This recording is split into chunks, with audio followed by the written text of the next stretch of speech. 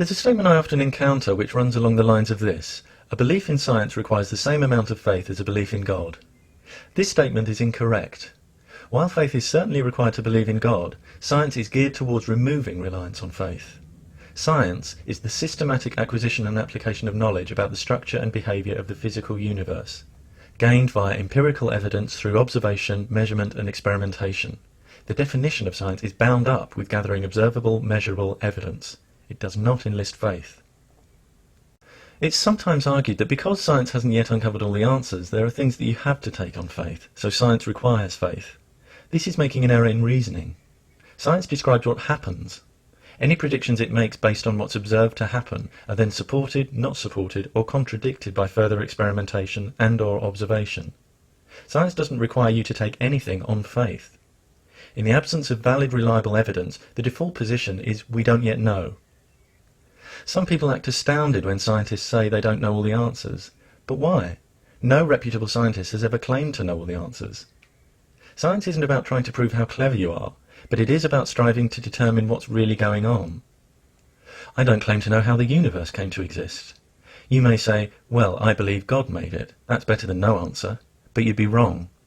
An answer for which there's no reliable evidence is not better than no answer.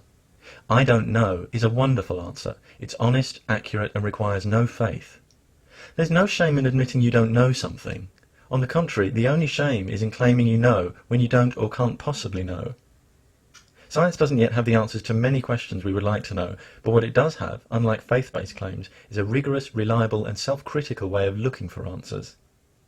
Some argue that science has its own faith-based assumptions. The consistency of physical laws is an observation, and the technology you use every day demonstrates that this observation that science makes use of is substantially justified.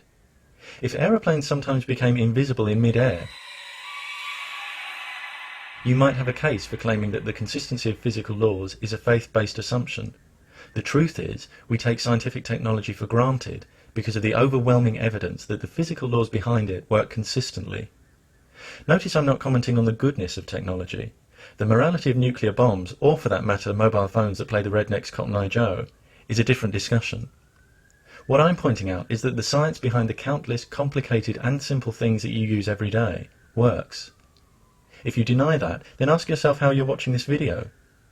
And those who think that the science responsible for developing their computers is different from the science that, for example, has established gravity and evolution as fact, have been misinformed, and would do well to learn about what science really is before commenting on what they believe to be its shortcomings. What happens in science when existing concepts seem unable to account for observed discrepancies? Does science collapse? No. Scientists refine their ideas.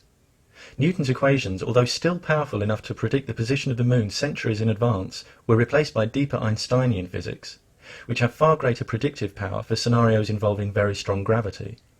Such paradigm shifts show that science isn't about dogmatically defending personal theories and the status quo. The advancement of knowledge depends on scientists being able to examine and challenge concepts, rather than regard them as sacred and unquestionable. Scientists are genuinely open-minded, receptive to new ideas that, despite sometimes seeming counterintuitive, help to describe and predict the universe in which we live as accurately as possible. But because all candidate theories are subjected to the most rigorous scrutiny by the international scientific community, skepticism is built into the scientific method. In this way, scientists remain genuinely open-minded without the pitfalls of gullibility. Unlike science, we don't currently have anything that can be regarded as evidence for the existence of gods. Someone's feeling of personal certainty that a given God exists cannot be regarded as evidence that it exists, just as the feeling of certainty among ancient Greeks that a god called Helios drove a sun chariot across the sky cannot be regarded as evidence that this took place. Books such as the Bible cannot be regarded as presenting evidence of prophecies, miracles, or being the Word of God, because none of these claims can be validated by independent scientific investigation. By contrast, claims made in books on biology, astronomy, physics and evolution can be and have been examined and validated scientifically. The Bible remains true only for those who have faith in its truth. And faith is fine, it just carries no scientific weight or persuasive value for people who don't share that faith. To many of those who believe in a God and the divine nature of Jesus, their faith has superior status precisely because it's not evidence-based. I would argue that there's nothing intrinsically commendable in believing without evidence, since it leaves you much more open to accepting false claims. If, for example, the Guinness Book of Records accepted every claim submitted without requiring independently verifiable evidence, the book's credibility would plummet. However, I do appreciate the intellectual honesty of theists who acknowledge that it's faith, not evidence, on which they base their belief in a God. But certain theists, not content with looking after their own beliefs, seek to establish them as part of the only plausible and morally acceptable worldview. And realizing that faith is a rather weak position from which to try to do this, they attempt to downgrade science to something requiring just as much faith as theism. Suddenly, the belief in a God, lacking any independently testable evidence and shared only by some of us, is claimed to have equal status to the undeniable tidal wave of scientific technology and progress used and witnessed daily by us all. These people, who aren't content, as many more reasonable religious people are, to believe what they believe and let others do the same, must realise that before their claim of equal faith can be taken seriously, it must be backed up by evidence. Unfortunately, the claim collapses under even low-level examination, and there's even a passage in the Bible which illustrates why. It's the story of doubting Thomas. After Jesus' crucifixion, it's written that Thomas, one of the 12 disciples, is told by the others that they've seen Jesus. He says he won't believe it unless he can touch the nail wounds in Jesus' hands and the wound in his side. Notice that not even seeing Jesus is enough for him. He's a real skeptic. He needs to touch the wounds. 8 days later, the disciples are together again, and this time Thomas is with them as Jesus appears. It's written that Jesus then lets Thomas touch his wounds, and Thomas exclaims, "My Lord and my God." Then Jesus tells him, "You believe because you have seen me. Blessed are those who believe without seeing me." This story highlights the significance of the difference between accepting Jesus' divinity because of evidence and accepting it with none, indicating that less faith is needed when you have what science requires. Jesus praises those who accept without evidence, but it's interesting that the Bible has Thomas rejecting even his fellow disciples' testimony of Jesus' divine resurrection. Ultimately, in this story, he needs first-hand evidence.